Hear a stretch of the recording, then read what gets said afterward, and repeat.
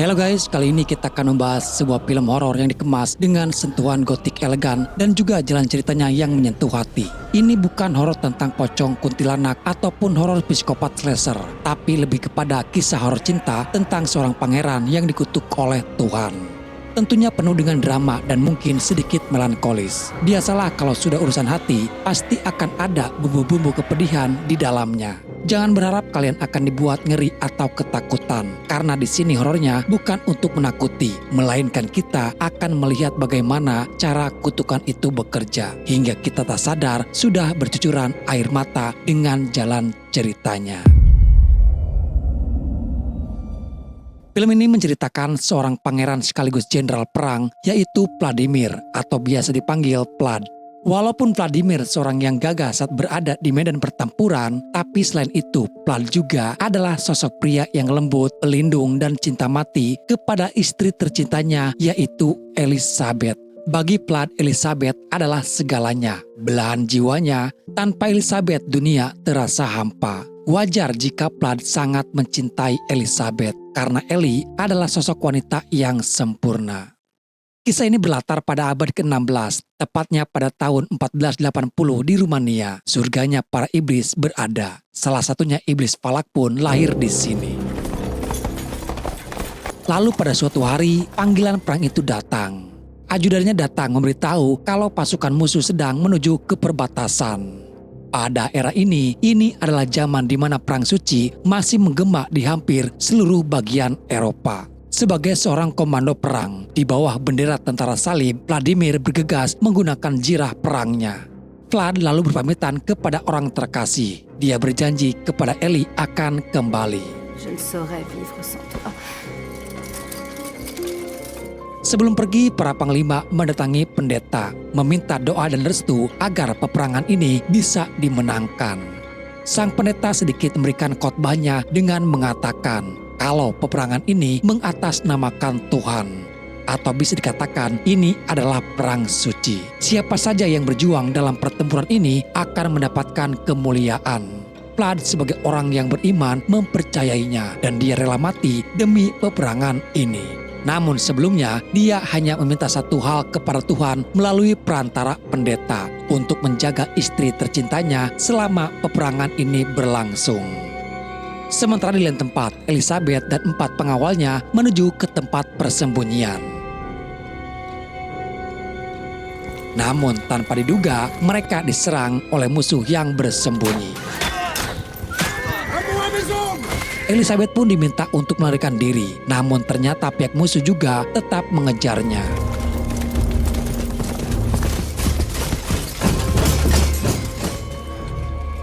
Di medan pertempuran, Vladimir memberi perintah untuk menumpahkan minyak dan menyalakannya. Pertempuran dahsyat pun tak terhindarkan lagi.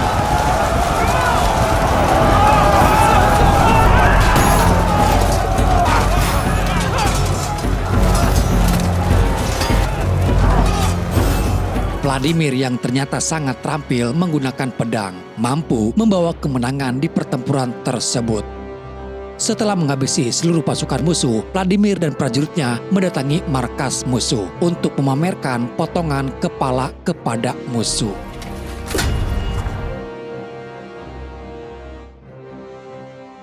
Namun semua perayaan kemenangan itu sirna ketika ajudannya memberitahukan kalau sang ratu sudah disergap musuh dan kabur ke arah hutan.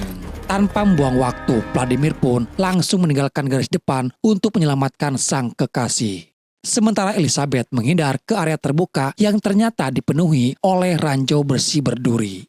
Namun sayang, kuda yang ia bawa malah terkena ranjau besi itu. Saat Elizabeth ingin menjauh, kakinya menginjak ranjau. Beruntung tak lama Vladimir tiba. Pertarungan terjadi kembali. 2 musuh menghadang Vlad, sementara satu musuh lainnya menghampiri Elizabeth. Setelah menghabisi 2 musuh di dekatnya, Vladimir melemparkan pedang ke sisi musuh yang ada di depan istrinya. Namun naas, justru tusukan pedang tersebut menembus ke tubuh Elizabeth sendiri hingga Elizabeth pun tewas. Vladimir sangat terpukul saat menyadari kalau sang kekasih sudah tiada. Vlad yang diselimuti amarah merasa dirinya dikhianati Tuhan. Dia berjuang keras di jalan Tuhan, menyerahkan seluruh jiwa raganya. Tapi ketika dia meminta kepada Tuhan untuk menjaga orang yang paling dia cintai, seakan-akan Tuhan membiarkan itu terjadi. Padahal itu hal mudah bagi Tuhan jika menghendakinya. Di sini Vlad menjadi orang paling durhaka kepada Tuhannya dengan membunuh pendeta itu di depan patung Yesus. Dia juga berucap janji serapah. Jika Tuhan tidak mengembalikan istrinya, maka seluruh hidupnya bukan lagi milik Tuhan. Dan di saat itulah kutukan pun terjadi kepada Vladimir.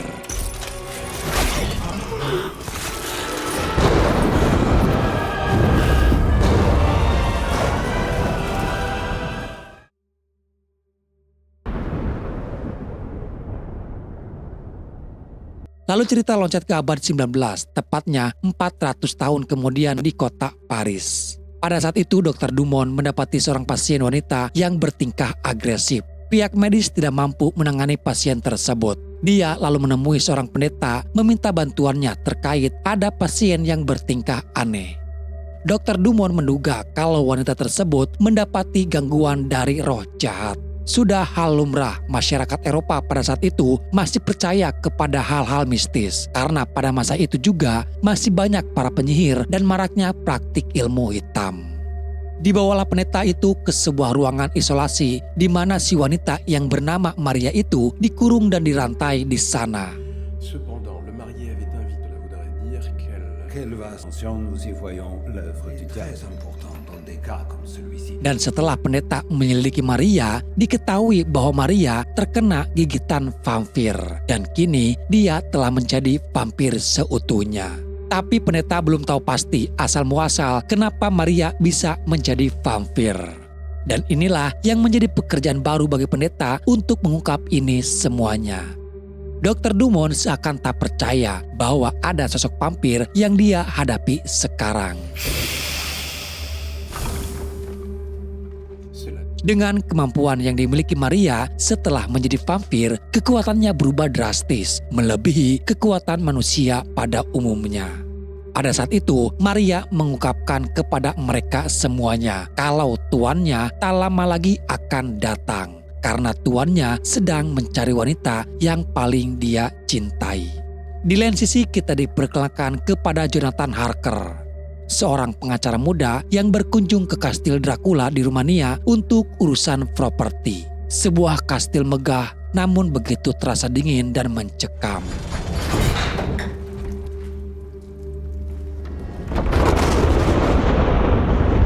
Harker disambut hangat namun aneh. Walaupun Harker mulai merasa ketakutan karena ternyata orang yang ditemui mempunyai rupa yang menyeramkan. Tapi sebagai profesional, dia tetap melanjutkan pekerjaannya. Singkatnya, Harker memperkenalkan dirinya. Dia sengaja datang dari Paris untuk menawarkan kepada Vlad apakah properti miliknya yang ada di Paris akan dijual. Namun dari semua obrolan itu tidak ada kesepakatan di antara mereka. Sampai pada saat itu, Harker belum sadar kalau Vlad adalah vampir yang berusia 400 tahun. Berhubung waktu sudah larut, Vlad pun meminta Harker untuk menginap di sana. Karena sejak awal masih penasaran kenapa tempat sebesar ini, Vlad hanya tinggal sendirian. Diam-diam dia pun keluar dari kamarnya memasuki sebuah lorong yang gelap. Tepat di ujung lorong ada ruangan lain. Dan di sana terlihat ada sebuah peti mati. Harker yang curiga membuka peti tersebut. Yang ternyata di dalamnya adalah Vladimir yang sedang tertidur. Lalu tiba-tiba ada makhluk aneh menyerang Harker hingga ia terjatuh. Dia tersadar kembali dengan kondisinya yang sudah terikat rantai. Vlad sendiri mengaku kalau dia bukanlah manusia yang Harker kira. Dengan kondisi saat itu, tentu saja sudah tidak ada kesempatan bagi Harker untuk selamat. Namun Vladimir tidak akan langsung membunuhnya. Plaid masih menghargai Harker sebagai orang yang beriman kepada Tuhan. Disinilah Vladimir mengatakan akan memberikan satu permintaan terakhir sebelum Harker mati. Namun jangan meminta untuk diampuni karena itu tidak mungkin. Est-ce là votre dernière volonté? Vous en mourrez d'envie. Décrochez-le. Dalam keadaan yang sudah pasrah, Harker hanya meminta agar Plaid menceritakan kisahnya kenapa dia bisa menjadi vampir. Sebuah permintaan terakhir yang menarik dan Plaid pun bersedia untuk menceritakannya. Diceritakan dulu Plaid adalah seorang yang beriman dan taat kepada Tuhan. Bahkan dia menyerahkan seluruh jiwa raganya untuk mematuhinya. Suatu ketika Tuhan mengujinya dengan mengambil istri tercintanya yaitu Elizabeth. Berhubung Plaid cinta mati kepada sang istri membuat Plaid keedanan. Kesedihan yang mendalam ditambah dengan amarah yang memuncak membuat Plaid tak terkendali.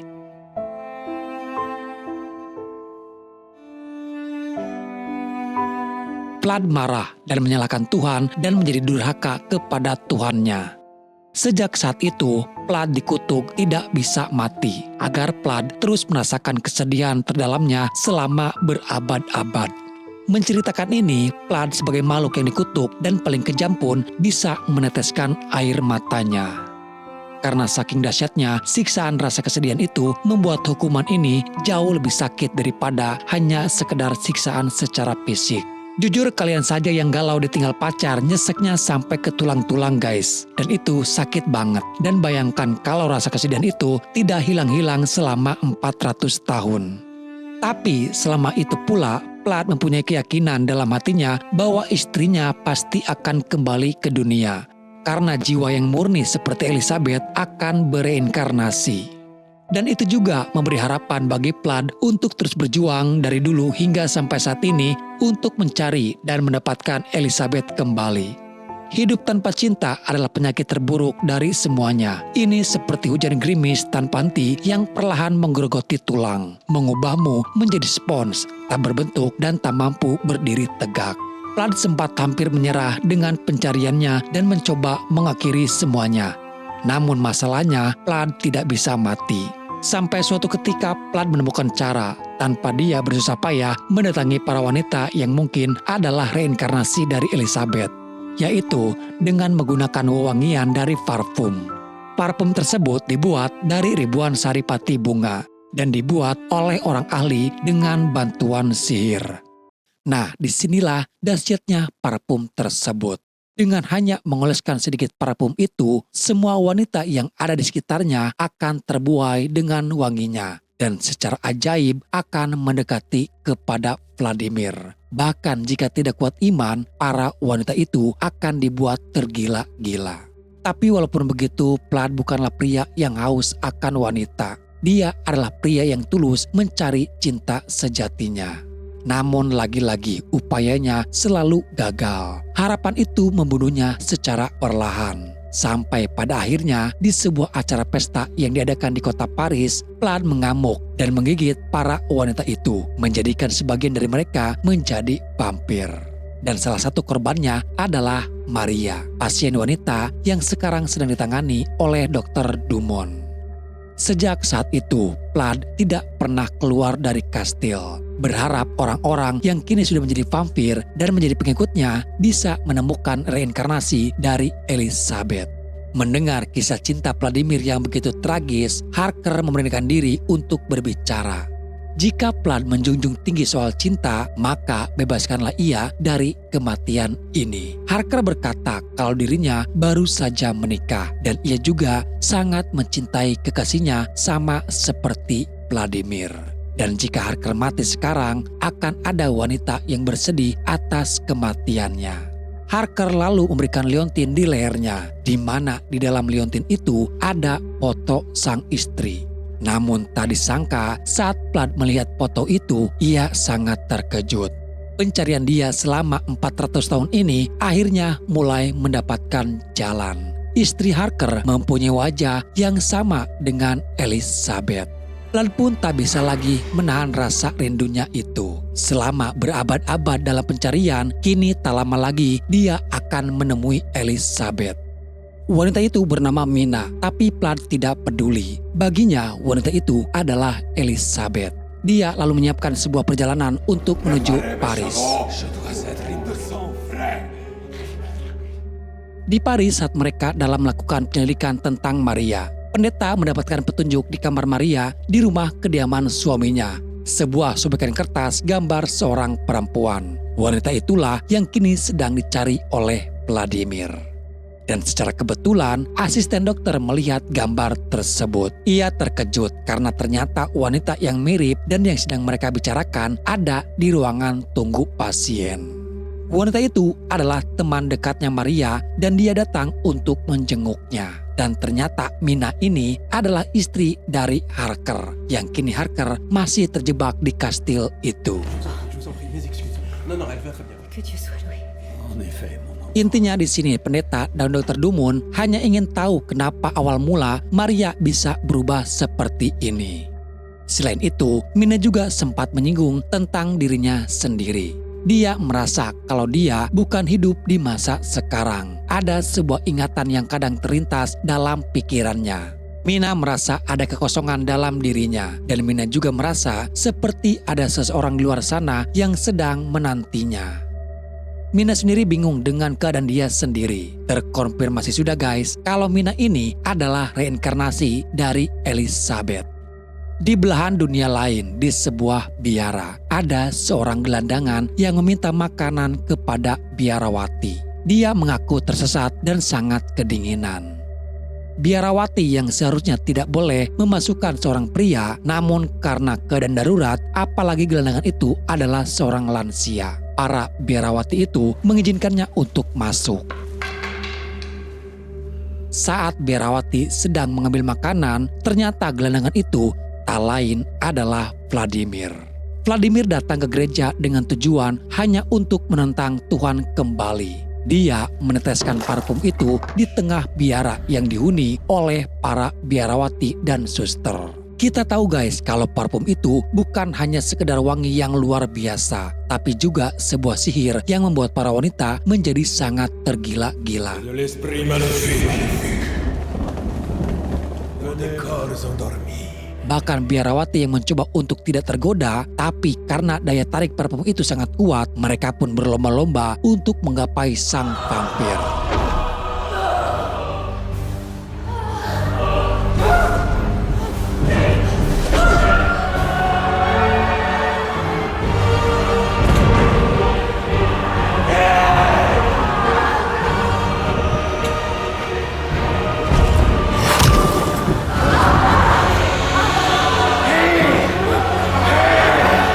Sementara itu Harker yang terkurung, akhirnya dia berhasil kabur dari kastil itu.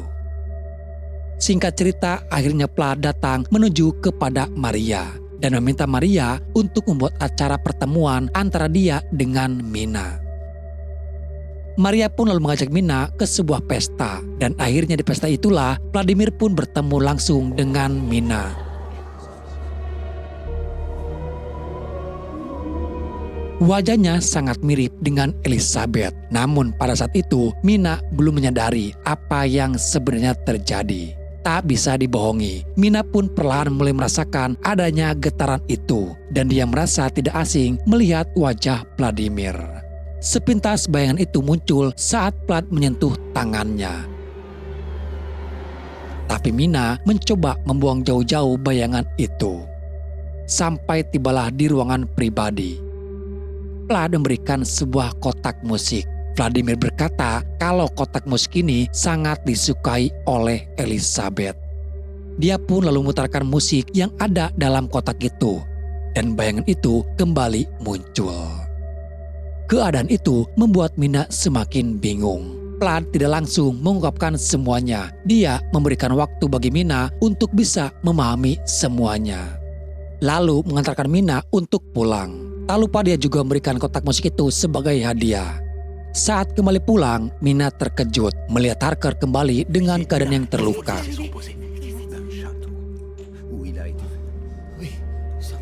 Di rumah juga sudah ada pendeta bersama Dr. Dumont. Di dalam kamar, Vlad kembali datang menemui Mina. Dengan sedikit memaksa agar Mina bisa mengetahui yang sebenarnya, bahwa dia adalah reinkarnasi dari Elizabeth, istrinya dulu. Bayangan itu kini semakin nyata, hingga akhirnya Mina pun sadar bahwa Vladimir adalah orang yang dulu paling dia cintai dan kini dia kembali lagi. Mina tak ingin lagi berpisah dengan Vlad. Dia meminta Vlad untuk menggigitnya agar dia bisa hidup abadi dan mereka bisa hidup berdua selamanya. La vie est devant toi.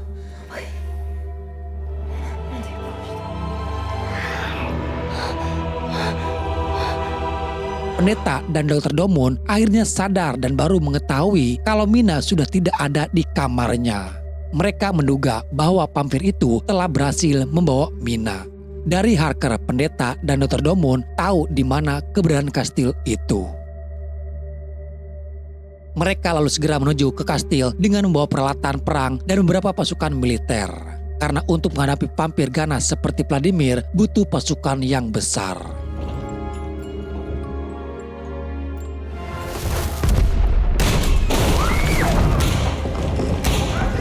Setelah berhasil membobol pintu gerbang, para pasukan itu berhadapan dengan makhluk-makhluk kerdil yang ganas.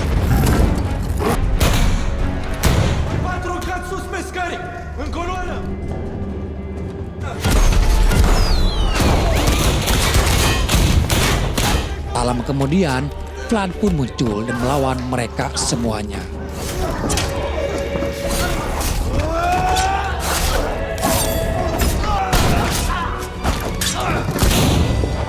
Bukan hal sulit bagi dia untuk melawan para pasukan itu. Dan terakhir, pendeta itu pun kini berhadapan langsung dengan Vladimir. Mengetahui kalau dia adalah seorang pendeta, Vladimir sempat menanyakan tentang Tuhan. Kenapa Tuhan membiarkan kutukan ini terjadi kepada dirinya? Untuk apa dia hidup lama hanya untuk menderita atas kesedihannya selama berabad-abad? Apakah Tuhan adalah pribadi yang pendendam? Apakah kedatangan pendeta datang untuk membunuhnya? Namun semua argumen itu dibantah tegas. Justru kedatangan pendeta ke sini adalah untuk menyelamatkan Vladimir. Seketika Vlad terdiam merenungi apa yang sudah ia lakukan. Pada dasarnya Vlad sendiri adalah orang yang sangat taat kepada Tuhan. Dalam hati kecilnya, dia masih mempunyai iman. Namun karena dikuasai oleh amarah dan rasa kecewa, membuat dia menjadi durhaka. Pendeta juga mengatakan, Vladimir yang tidak bisa mati bukanlah sebuah kutukan. Justru ini adalah bentuk kasih sayang Tuhan. Memberi kesempatan agar Vlad bisa bertobat sebelum kesempatan itu hilang. Pendeta meminta agar Vlad segera bertobat sebelum ajal itu benar-benar datang. Karena sejatinya tidak ada yang abadi di dunia ini. Sekarang pilihan itu ada pada dirinya. Apakah Vladimir akan memilih hidup bersama dengan Elizabeth, belahan jiwanya yang selama ini ia cari, atau dia akan kembali kepada Tuhan dengan bertobat dan meninggalkan Elizabeth bebas menjalani kehidupannya secara normal. Tapi pada akhirnya Vladimir memilih kembali kepada Tuhan dan menyerahkan seluruh jiwanya. Sebuah perpisahan yang dramatis tapi dengan akhir yang mulia. Pendeta lalu menusuk jantung Vlad dengan paku khusus yang bisa menghancurkan vampir.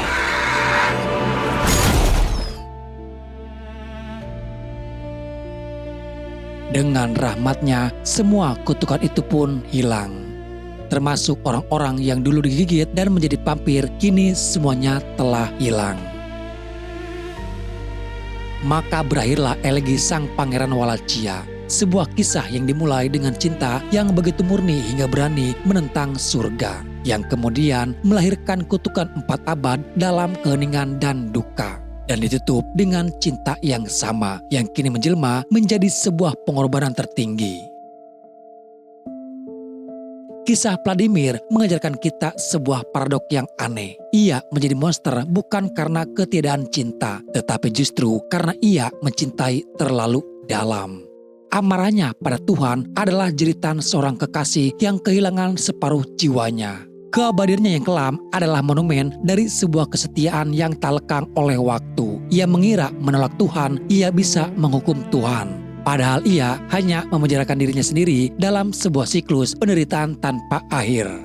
Namun pada akhirnya, jalan pulang bagi jiwa yang tersesat itu bukanlah melalui kekuatan atau kekuasaan, melainkan melalui kelemahan yang terbesar, cinta itu sendiri. Untuk membuktikan bahwa cintanya kepada Elizabeth adalah nyata dan abadi, ia harus menghancurkan dirinya demi menyelamatkan Mina, cerminan dari cinta yang pernah ia miliki itu. Ia kembali kepada Tuhan bukan dengan berlutut di altar, tetapi dengan membuktikan bahwa ia telah memahami esensi dari anugerah Tuhan yang paling agung.